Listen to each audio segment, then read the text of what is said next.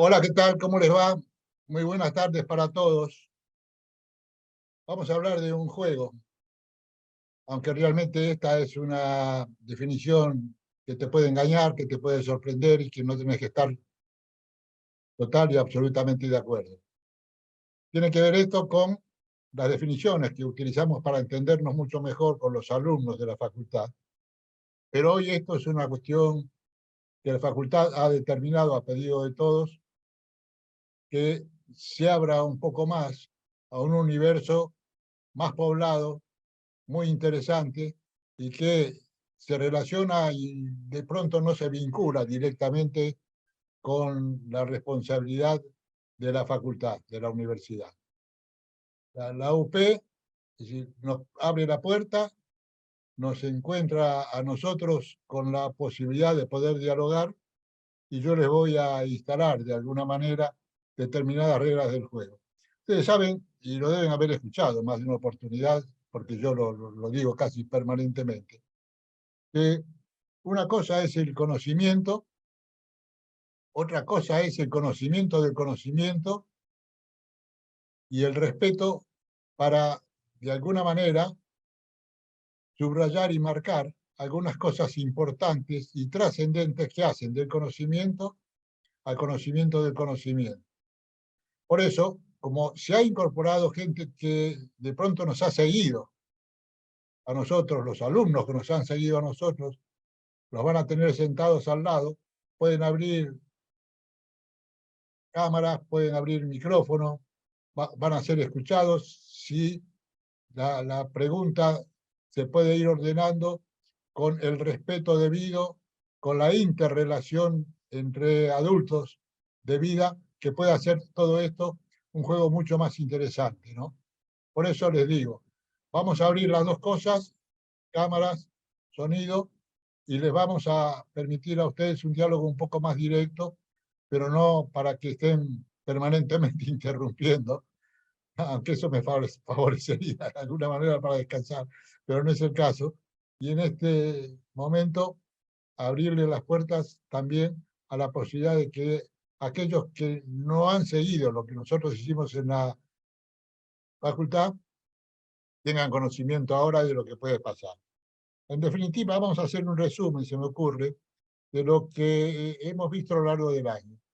Hay una de las cosas, cuando yo hablo de conocimiento y del conocimiento, tiene que ver con la forma de hacer conocer al otro, cuál es nuestra idea y qué es lo que hemos analizado, qué es lo que hemos estudiado y a qué conclusión hemos llegado.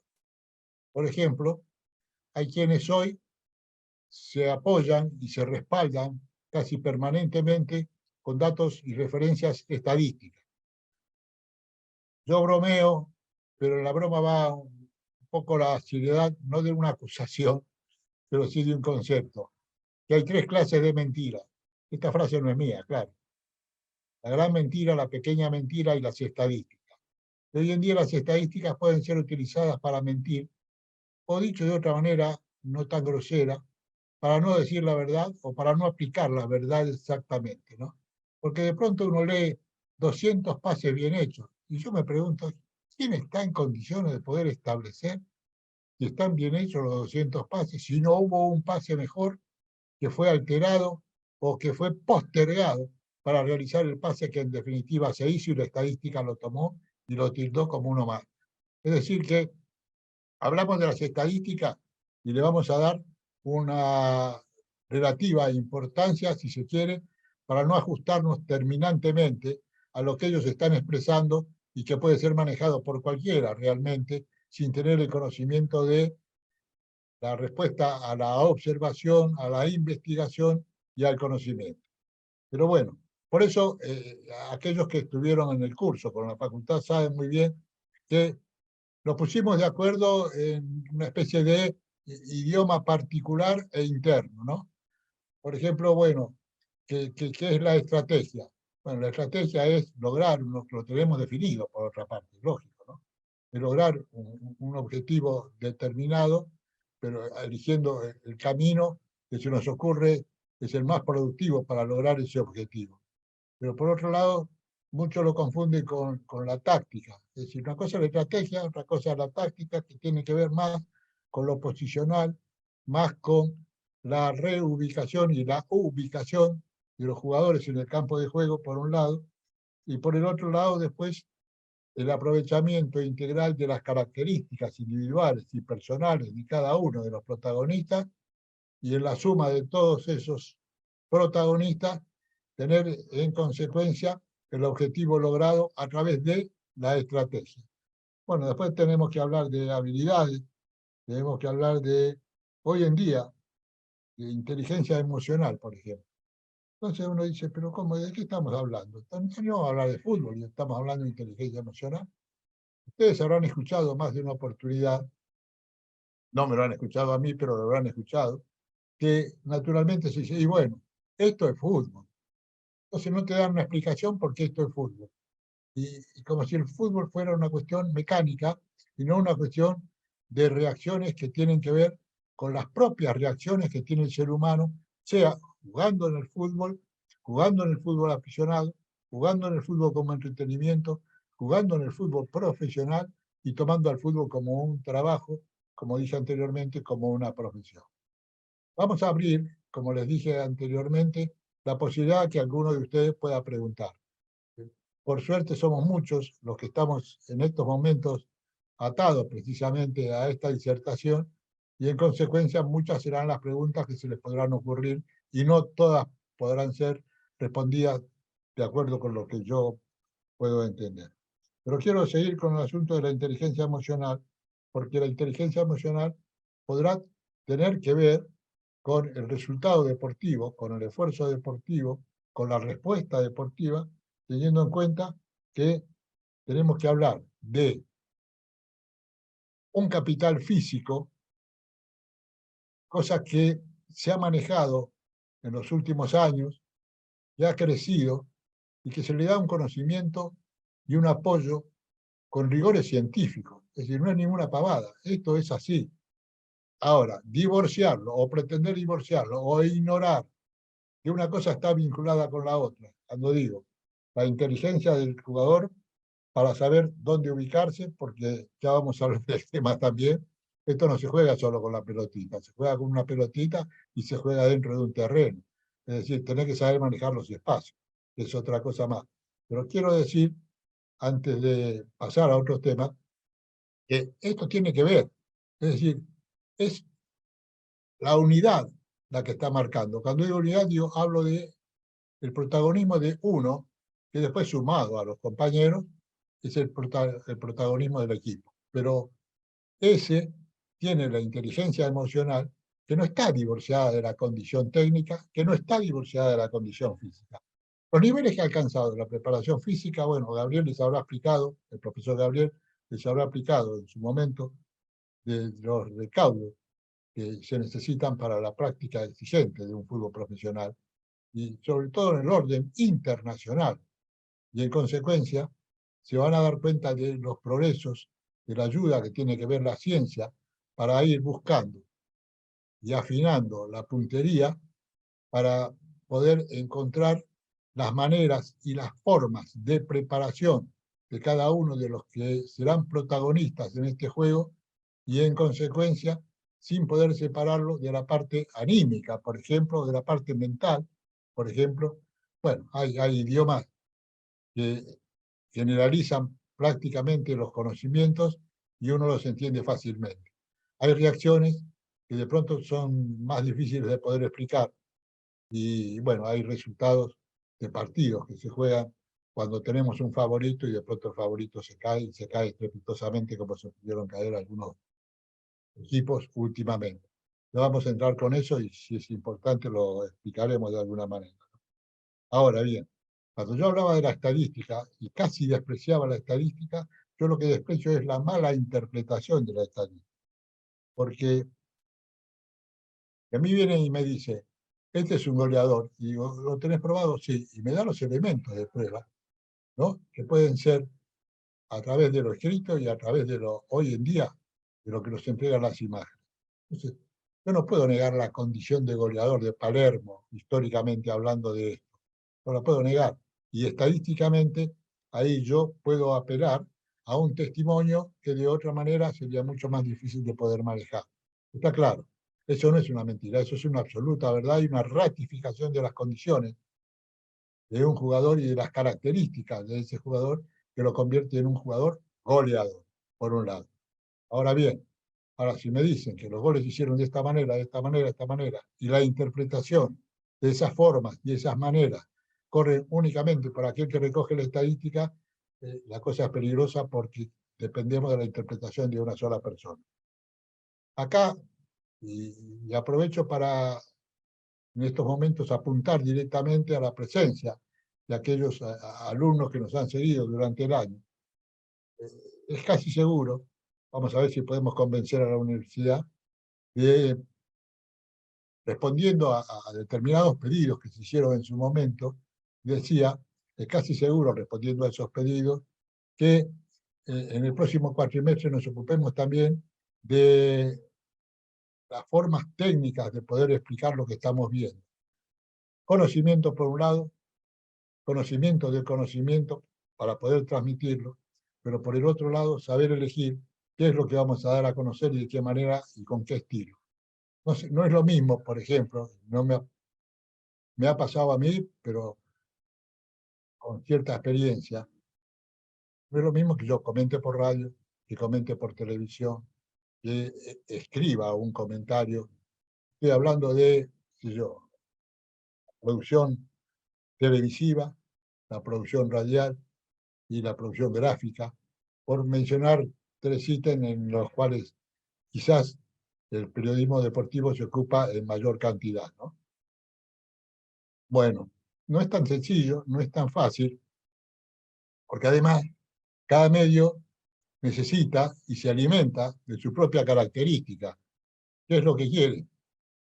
No es casualidad que los relatores, por ejemplo, sean estos de radio, sean estos de televisión, no lo que escriben, que ya por la forma, por el estilo y por el compromiso es diferente lo gráfico a lo que es radio y a lo que es televisión, que se vinculan mucho más. Hoy en día se hace radio observando las imágenes de la televisión. Se transmiten partidos a través de las imágenes de la televisión, y no necesariamente estando en el lugar derecho, en el estadio en este caso, para poder hacer las transmisiones. Pero más allá de eso, esta es una forma, un estilo, una manera que en determinado momento apareció en Estados Unidos, sobre todo en el boxeo, en donde los periodistas relataban la pelea. El boxeo es mucho más fácil, uno contra uno, relataban la pelea siguiendo las imágenes de la televisión. Eso estaba prohibido por una cuestión de derechos y por lo que en algún momento va a poder pasar en la Argentina también. Los derechos comienzan a hacer variar no los fundamentos, pero sí los contenidos y la manera de poder entregar esos contenidos a quienes son los consumidores del contenido, en última instancia, el espectador, el aficionado, hasta el periodista, si cabe. Bueno, vamos a tratar de ocuparnos de eso en cuanto a los estilos, a la forma, a las maneras y a la mecánica que va regulando ese tipo de cosas. Yo tengo un determinado horario para comenzar una transmisión y yo tengo un determinado horario impuesto por mí mismo y por mi propia disciplina para llegar al estadio con el tiempo necesariamente suficiente para no correr ningún riesgo de no estar preparado para realizar una transmisión. Después hay una forma, hay un estilo, hay una manera. En televisión ustedes lo saben mejor que yo, o tan bien como yo. Compañeros míos del relato tenían características diferentes. Yo recuerdo que cuando empezamos con Mauro Viale, por ejemplo, y entonces teníamos que buscar, copiar algún estilo porque no se televisaba el fútbol en la Argentina, no teníamos nosotros un patrón, no teníamos alguien que nos sugiriera o nos dijera hay que hacerlo de esta manera, más allá de una cuestión muy circunstancial, pero de poco peso. Entonces teníamos que escuchar a los italianos, a los españoles, cómo relatan, cómo no relatan, y ellos relataban, pero también de acuerdo a su propia idiosincrasia y de acuerdo a sus propios estilos y a sus formas de sentir y de pensar en el hecho deportivo y en el hecho del relato deportivo. Entonces, Mauro llegó a la conclusión de que él nombraba al jugador.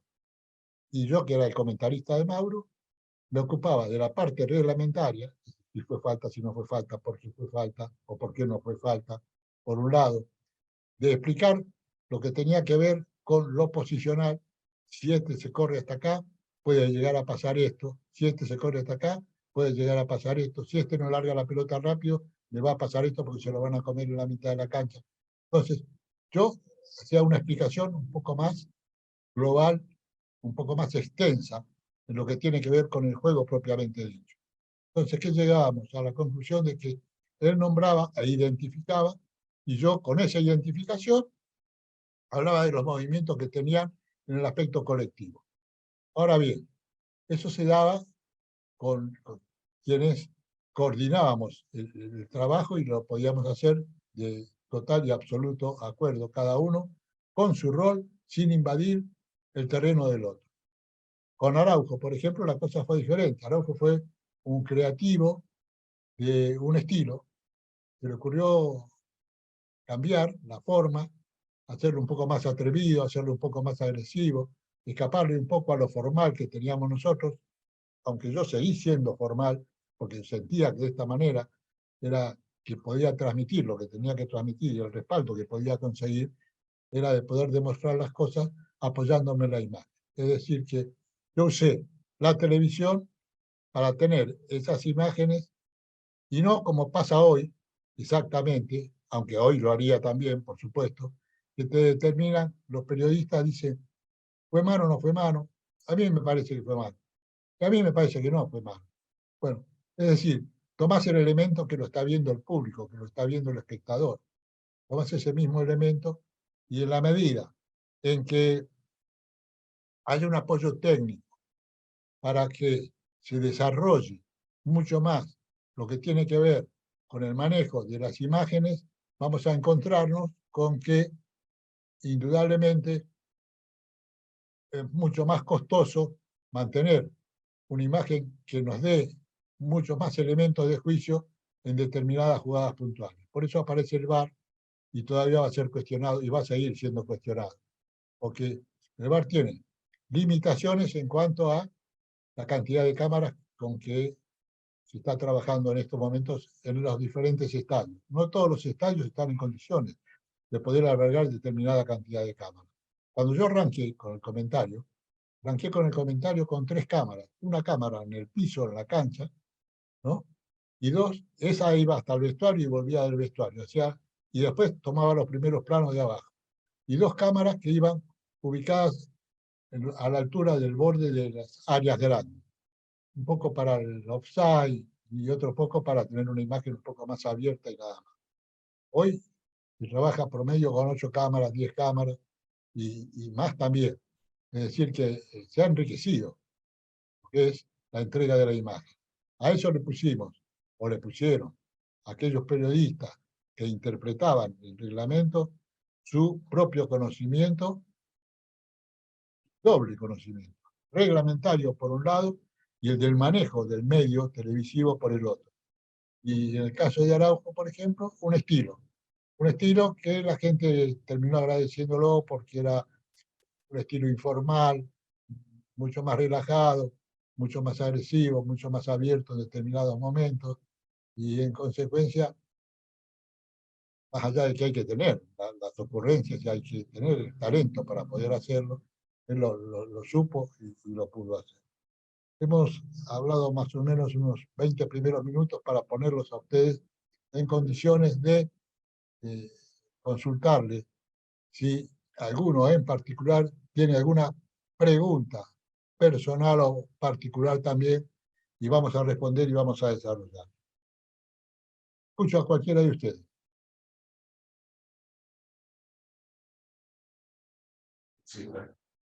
Hola, hola. ¿Me Sí, escucha, adelante. Enrique? ¿Quién es el De- Guetta? de- sí, el Jorge Elgueta de Chile, desde Perfecto. Chile. Bueno, bueno, Mira, ¿qué un tal? gusto. Bien breve, un gusto. Mira, bien breve. Los chilenos siempre hemos escuchado historia del 62, pero siempre desde la óptica de los periodistas chilenos, Me gustaría saber, en su apreciación, ¿qué le pareció a usted ese Mundial de 62 en Chile, que para nosotros es como el más emblemático y el gran logro deportivo que tenemos en el fútbol a nivel mundial? Era obviamente menos comercial, fue más local, más después de un terremoto. ¿Cómo lo vivió usted como experiencia profesional? Sí, en primer momento te digo, yo en ese mundial trabajé para 3 medios. Hice radio, hice televisión y escribía para un periódico, ¿no? Nosotros pusimos el acento en la recuperación después del terremoto. Recordemos, y bueno, porque nada tenemos, lo haremos todo, una cosa así, y una frase Así es. que quedó instalada, ¿te acordás? Sí, Carlos Dearborn. Carlos Divo, quedó instalada con esa frase, y lo hicieron todo, y lo hicieron todo. Estamos hablando de una muy buena selección chilena, me acuerdo de Rojas, bueno, me acuerdo de Riera que los conducía, es Sí, decir, tipos que trabajaron muy, muy en serio. Se les cayó Brasil en Viña, porque lesionaron a Pelé, se les cayó como atractivo. Hubo un problema entre Italia y Brasil, entre las selecciones de Italia y Brasil también. Es decir, no era fácil manejar eso, ¿no? Como manejarse con Pedernera dirigiendo Colombia, en este caso, y jugando casi en la frontera. De todas maneras, ese fue un muy buen mundial, más allá que no era sencillo poder manejarse, no digo que hoy lo sea, pero sí es más sencillo hoy que en aquella época, sobre todo por el aporte de la tecnología. La tecnología eh, nos ha abierto la puerta y se ha metido. Y además ahora ha demostrado que es el sostén casi único. De ahí viene la interpretación de las jugadas, que fue mano, que no fue mano. Está todo mal hecho por ahora. O si no todo mal hecho, está muy mal hecho casi todo, por decirlo de alguna manera, para meter la trampa, ¿no? Bueno, no sé si tenemos otra más.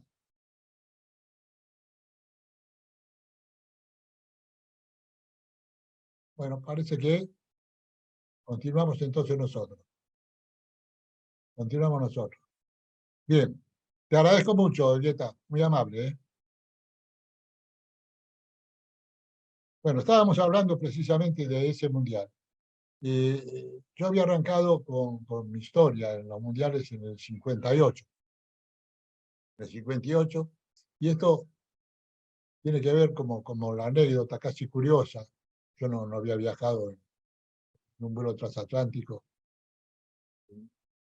hicimos en un DC-7, yo fui con mi relator Eugenio Ortega Moreno, y había otro periodista, Roberto Moreno, que nos estaba esperando en Hamburgo, para de ahí salir al sur de Suecia, que era donde jugaba la Argentina, de acuerdo con lo que le había tocado en el sorteo, y el destino que le habían dado para la primera zona de ese mundial.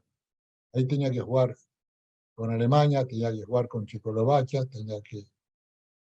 bueno, con esos 2 partidos creo que va. Lo jugaba con Yugoslavia también. Pero más allá de eso, nosotros tomando ese avión, que paraba en todos lados, que no tenía precisamente la fórmula que hoy tienen los aviones en cuanto a no necesariamente tienen que reabastecerse durante horas. En cambio, aquello necesitaba del reabastecimiento porque se agotaba rápidamente el combustible y teníamos que ir parando haciendo muchísimas escalas.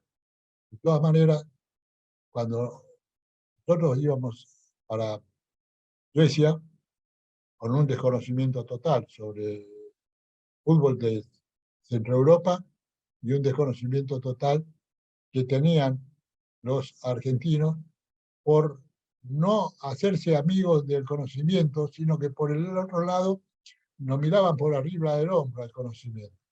Un colega nuestro, Miguel Ángel Melo, le llevó a aquella selección, cuando estaba todavía en Buenos Aires, antes de partir para Europa, todo un análisis hecho sobre cuál era el estilo, cuál era la forma y cuál era la característica de los jugadores y del equipo alemán, que iba a ser uno de los adversarios con los cuales tenía que enfrentarse a Argentina. Se lo llevó, había hecho él una traducción de France Football que tenía precisamente esas referencias y esos datos. Se lo llevó a los jugadores Los jugadores lo miraban y se reían, como diciendo, ¿cómo? A papá le vas a caer esto, a nosotros le pasamos por arriba, a nosotros esto. Era muy argentino eso, ¿no? Bueno, así no fue, porque sobre todo después de perder con Alemania, y yo también me incluyo en eso de la subestimación del adversario por falta de conocimiento.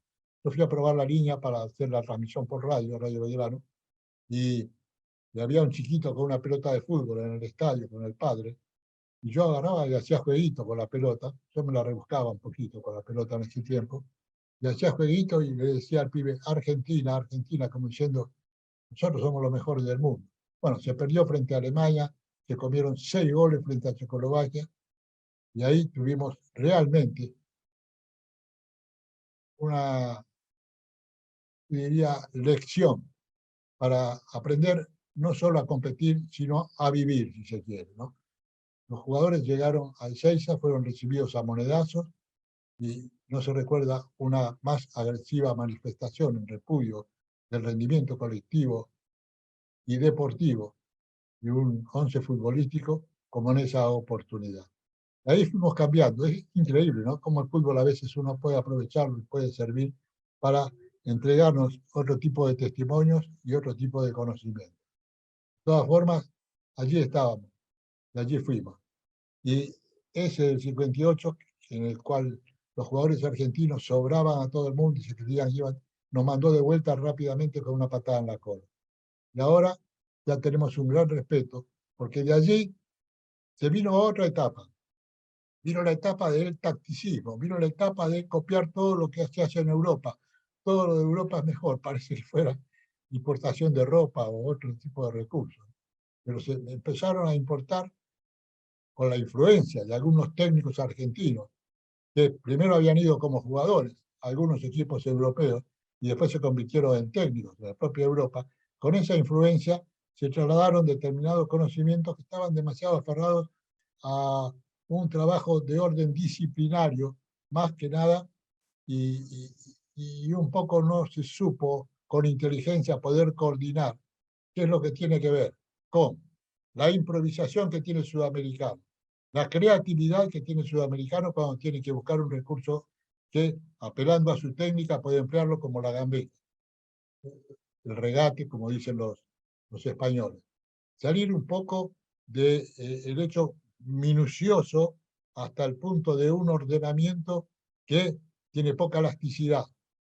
Y nos acostumbramos a los europeos, aprovechamos también esas circunstancias para aprender nuevas lecciones y después ese tipo de conocimiento lo fuimos ir aplicando a lo que era realmente los manejos de los recursos futbolísticos para equipos de Sudamérica y particularmente, en este caso, para los argentinos. No sé si hay alguna pregunta, porque yo me pongo a hablar y me entusiasmo. Permiso, ¿puedo hacer una pregunta? ¿Nieto es? Sí, sí, soy yo. ¿Qué tal? Muy Bien, buenas tardes. Nieto. Enrique, un Presentate, ¿de gusto. dónde sos? Yo soy egresado ya de la Universidad de Palermo, pero bueno, siempre me gustó este ciclo de charlas Bueno, y por bueno. eso elegí sumarme. Bueno, mi pregunta básicamente es, usted es de una generación donde básicamente el periodista se formaba en las redacciones, ¿no? No había muchas escuelas de periodismo. ¿Cuáles eran las enseñanzas que le transmitían a los aprendices, a los redactores, en las redacciones, en esos primeros momentos donde uno empezaba a trabajar? Bien. En realidad no se trabajaba mucho en ese sentido, ¿no? Se iba aprendiendo del ejemplo que te daban los mayores y del ejemplo que te daban los demás. Está bien lo que acabas de mencionar, Esteban, porque cuando hablamos del periodismo gráfico, yo tengo una escala que es muy personal y muy particular, pero que pongo el periodismo gráfico en primer lugar, porque es el que nos enseña a hablar, es el que nos enseña a escribir, es el que nos enseña a utilizar el idioma. Pero claro, está muy sujeto a determinadas leyes que tienen que ver precisamente con la manera de expresarse, y de pronto pierde vivacidad o pierde espontaneidad o hasta pierde humor, si se quiere, en este caso, ¿no? Pero bueno, por eso las características de las distintas maneras. Lo que se hacía, vos decías muy bien, no existían todavía, más allá que la Escuela del Círculo de Periodistas Deportivos tiene sus años, Y el padre de Julio Ricardo, López Pájaro, fue uno de sus fundadores y directores durante mucho tiempo. Digo, el Círculo de Periodistas Deportivos tiene sus años, hizo mucho por el desarrollo del conocimiento en los periodistas que se iban a dedicar al deporte. No era tan sencillo. En general, lo que se hacía era copiar. Yo buscaba un estilo y buscaba una forma de poder copiar. No hablo en mi caso personal, que si bien por esas cosas que tienen las circunstancias curiosas de la vida, y en este caso de la vida profesional, en mi vida profesional, yo trabajaba en Radio El Mundo, pero fui al primer mundial por Radio Belgrano, ¿no? Y en Radio El Mundo trabajaba un relator, Fioravanti, que trabajaba en el diario La Razón en ese tiempo, entre otros. Trabajaba Enzo Ardigó, que tenía la revista Radiolandia y la revista Goles. Es decir, era gente que provenía del periodismo escrito y hablaba y utilizaba el idioma maravillosamente bien. Uno copiando eso, sabía qué era lo que tenía que decir, no, sabía cómo tenía que decir. Ahora, después tenés que agregar el otro conocimiento, que es al que yo me aferré permanentemente. Cómo incrementar el conocimiento y cómo mantener el contacto con jugadores, con el gran respeto y la distancia y la diferencia que no comprometa ningún juicio, con los técnicos, obviamente, hasta llegar a la discusión. Nosotros discutíamos con técnicos como Zubeldía, por ejemplo, de determinada jugada, cómo era la reacción del defensor, qué tendría que haber sido, cómo fue. Nos metíamos mucho en ese tipo de discusiones porque nos interesaba mucho conocer y seguir conociendo cada vez más los fenómenos que tenía, sobre todo este fútbol profesional, ¿no? Entonces teníamos a los jugadores como referencia por un lado, a los técnicos como referencia por el otro, a los árbitros para la interpretación de las leyes del reglamento, porque lo leíamos, lo sabíamos de memoria, pero había que saber cómo se aplicaba el reglamento en determinadas circunstancias en donde la presión del juego te obliga y te empuja a tomar determinaciones que de pronto no son tan sencillas de tomar. Hoy aparece el VAR, cargado todavía de imperfecciones. La idea no es mala. Yo apoyo todo lo que sea tecnología. Por ejemplo, apoyo que no le den tanta importancia a los saques laterales que se hacen muy mal.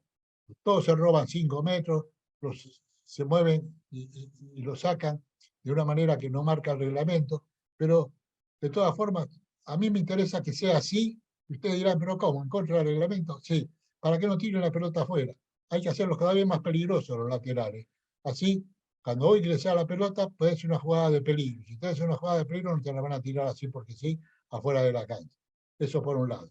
Y por el otro lado está la interpretación de la ley y la capacitación de los árbitros. No es fácil, no es sencillo, al contrario, yo diría que es bastante complicado. No sé si está correcto lo que te respondí o si... Muchas gracias, Enrique. Muchas gracias, muy interesante. Bueno, Macanudo, era por ahí, Nieto, ¿no? Sí, Esteban Nieto, gracias. Un abrazo. Bueno, no sé si queda alguno más. Vamos acercándonos, no digo al final, pero vamos a ir terminando en determinadas conclusiones. Vamos a ir ya cerrando algunas puertas. Estamos quedando en deuda seguramente con muchísimos de ustedes, pero bueno, si no intervenimos en este diálogo, sí, cara a cara y frente a frente, se va a hacer cada vez más difícil.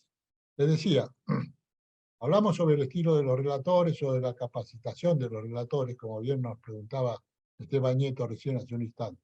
Eso va por un lado, pero por el otro lado, lo que debe ser de convencimiento de aquel que, sea por afición o sea por profesión, se va a dedicar al comentario deportivo o le interesa saber sobre el comentario deportivo.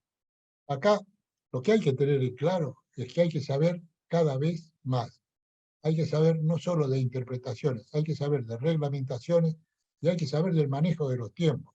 Yo les dije, un poco en serio, un poco en broma, saquémoslo de la broma, totalmente en serio, de que esto no se juega solo con la pelota, se juega con los espacios. Entonces, uno se instala en la cabeza del jugador, ahora que están apareciendo algunos jugadores jovencitos, que hay algunos equipos que están dando lugar a jugadores jóvenes que no tienen experiencia y tienen que ir ganando la experiencia, y cómo entonces esos jugadores que van ganando la experiencia van a tener que saber moverse en determinados lugares, en determinados espacios, y capitalizar precisamente su presencia en el momento en que tienen que estar y dónde tienen que estar.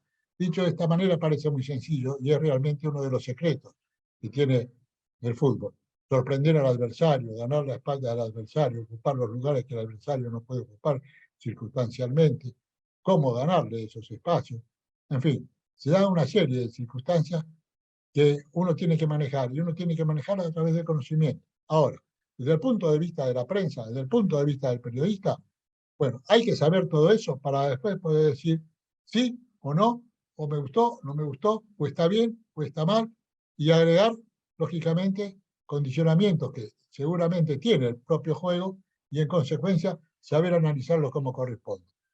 A mí me dio muy buen resultado aquello de elegir las imágenes televisivas, pero en vivo, no, no después de un trabajo muy profundo de producción en cuanto a revisión de imágenes y encontrar las que pueden apoyar determinados conceptos o determinados juicios, sino que yo aprovechaba las propias transmisiones.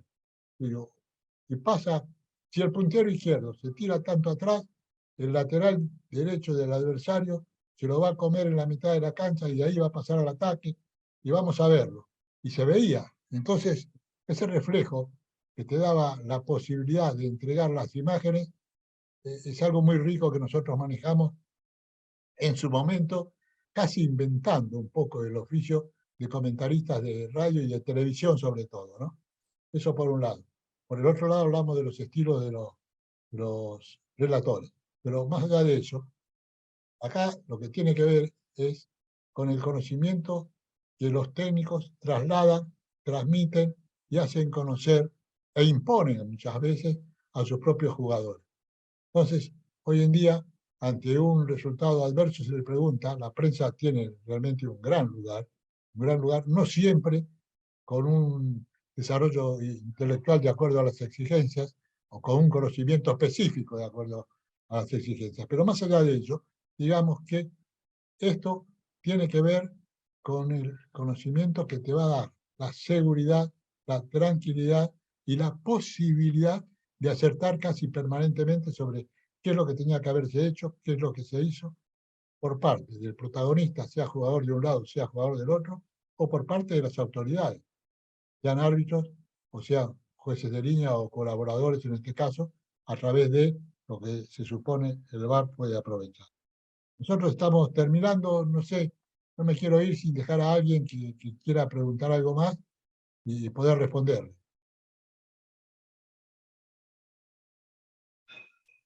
Dale. Hola, Enrique. Sí, ¿Cómo Facundo. va? Sí, Bien, todo bien.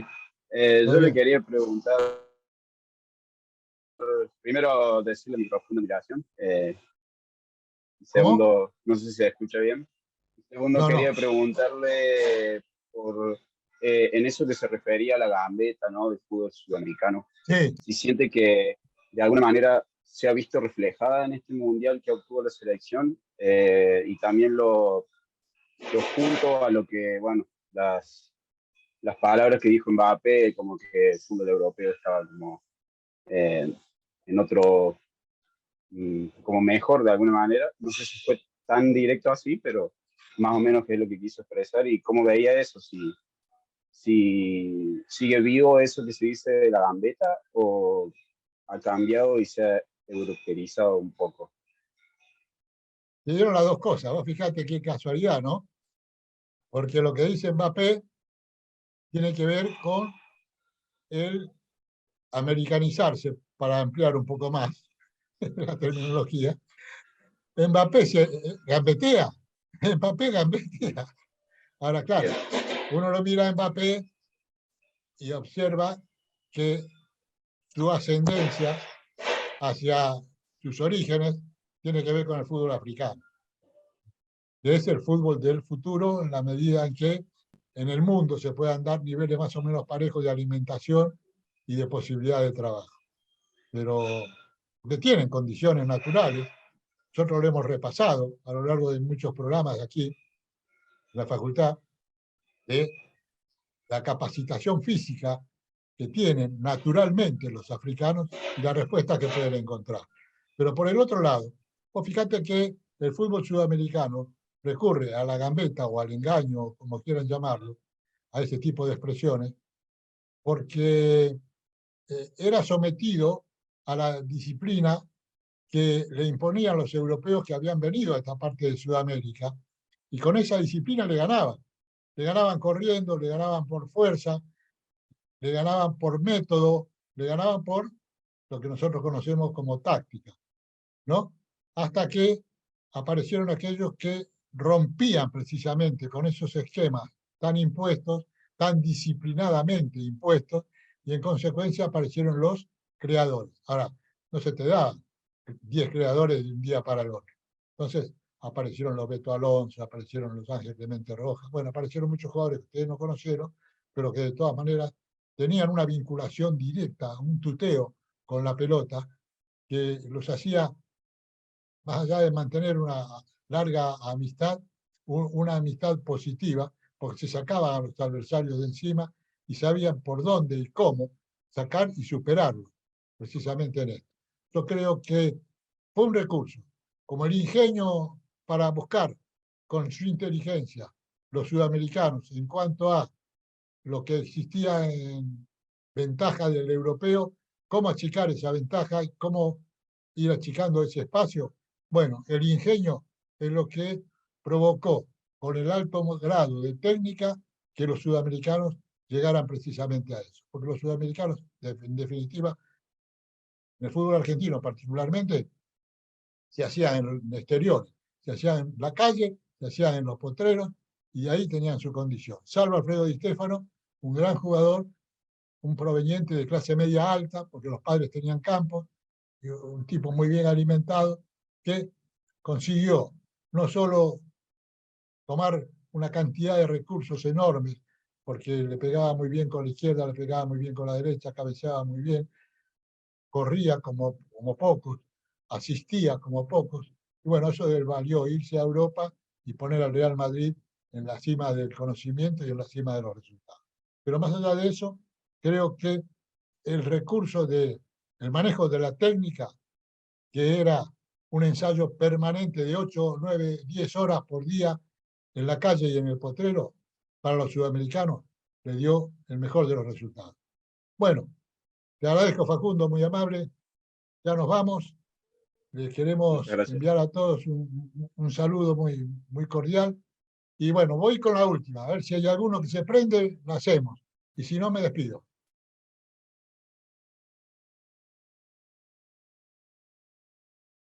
Hola, ¿cómo le va? Ah, hola. Giselle. Gisela Rodríguez, sí. ¿Cómo, Gisela.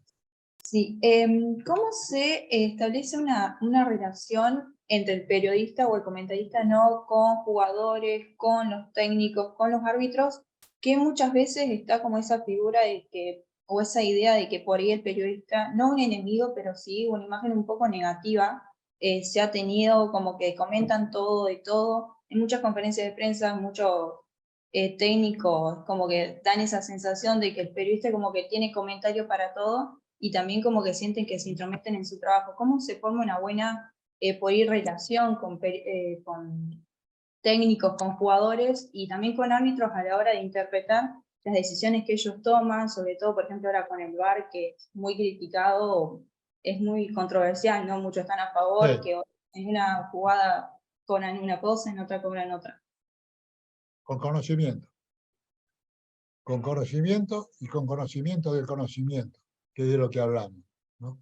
Cómo poder transmitir lo que uno sabe. Cuando uno sabe, está convencido de lo que sabe en serio, entonces por allí tiene las formas y sabe elegirlas para poder dialogar o responderle a determinado técnico o a determinado jugador.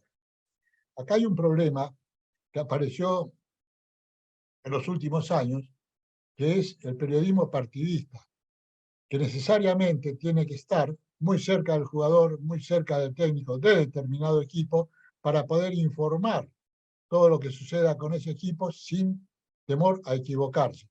Es decir, que tiene que estar muy vinculado a ellos y de pronto eso les hace cambiar de acuerdo al pensamiento y a la reflexión del técnico y de los jugadores, les hace cambiar la idea que tenían de que todo iba a ser a favor. De pronto ese tipo de periodistas que conocen un poco más los entretelones y la vida interna de lo que tiene que ver con un club y el rendimiento de lo que tiene que ver con los jugadores, de pronto los pone en la vereda de enfrente. Pero hay de todo, ¿eh? Hay quienes sostienen que el periodista le juega en contra, hay quienes sostienen que hay determinados periodistas que te juegan a favor, por amistad o por lo que fuere. Entonces te eligen a Riquelme, te eligen a aquel, te eligen el otro. Entonces vas a encontrar que nadie critica a Messi, nadie critica a Messi. ¿Vos crees que Messi no se equivoca? ¿Vos crees que Messi no tiene errores?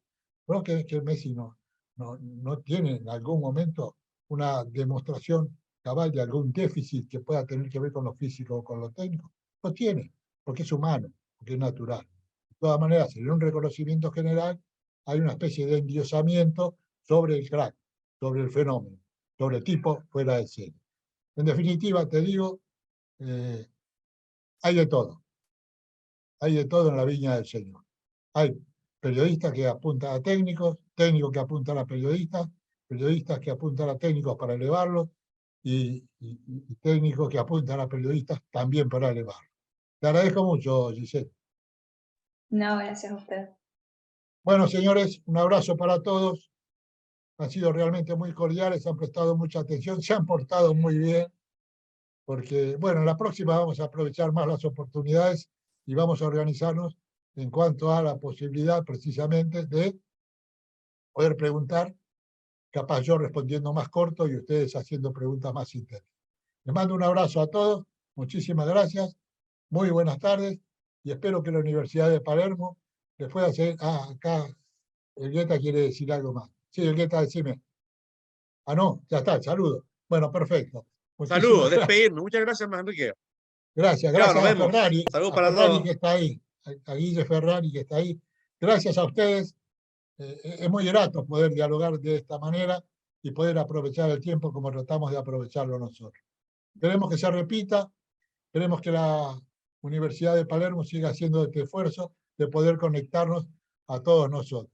Ya próximamente hablaremos de estilos y de formas que tienen que ver con la prensa y que tienen que ver precisamente con el desarrollo del protagonismo que tiene el periodismo deportivo. Un abrazo, chicos, suerte.